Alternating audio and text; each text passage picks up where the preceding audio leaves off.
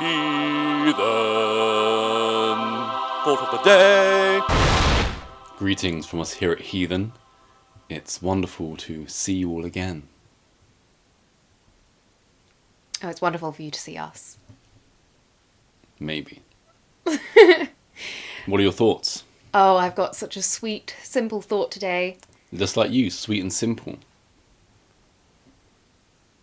Well, I thought it was a compliment. My thought is that chocolate rules. Chocolate. Yeah, I love chocolate. That's your thought. Yeah. I don't get the big deal about chocolate. It's just hard cocoa with milk. It's delicious. So that's it. Yeah, that's it. That's a better thought than McDonald's is worse than Burger King. No, so I don't know why you're judging. That could start off, a conversation, a debate. What's better here? You've got one burger conglomerate against another. Let's go. Just putting out the chocolate. You like chocolate.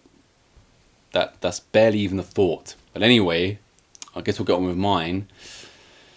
And that is there is a big difference between being influenced by something and just straight ripping something off.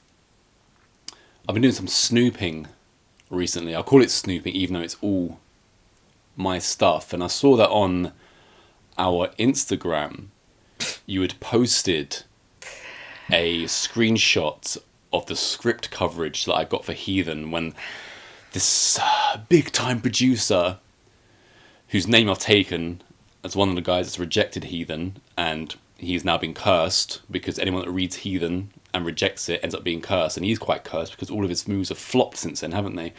So I've got coverage from a nobody, but they praised the entire script, but they were like, oh, but there is a slight similarity to Hellraiser.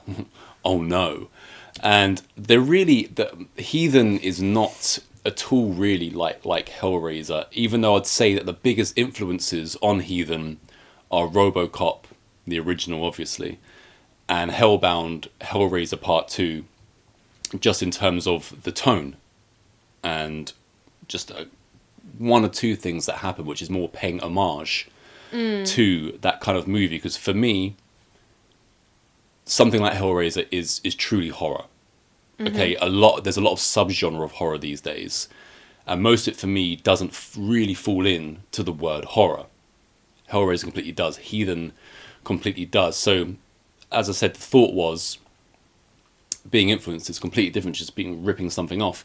You can be influenced by something and pay homage to it, but you can also bring your own kind of ideas to it. And secondly, you can also put in stuff that you've never seen before. So in Heathen, there are countless things that I've put in there which I would love to see on screen, which I've never seen, and which completely serve the story.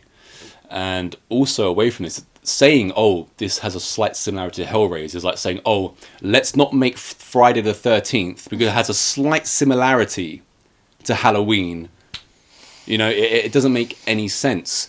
And I would also say that as iconic as the imagery, the characters, everything like that, Clive Barker is to horror, Hellraiser never actually made loads and loads of money at the box office, so there is scope to improve that kind of commercial side of it. Not that always matters. Hellraiser is about as good as it gets for me, so who cares about what money it made? But yeah, that's my main point, really. It's also a bit ironic, really, that they say that as if that's a negative thing, because for one thing, they always say in like film and TV pitches, it's like this meets this.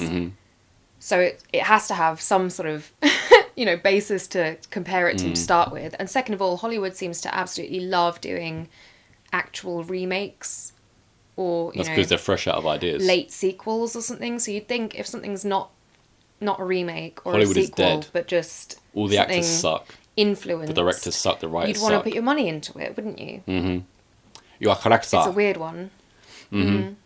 Yeah, so Heathen, full of stuff that you've never seen before, while at the same time being comfortably familiar. And of course, better than anything else that's been released in the past 30 years.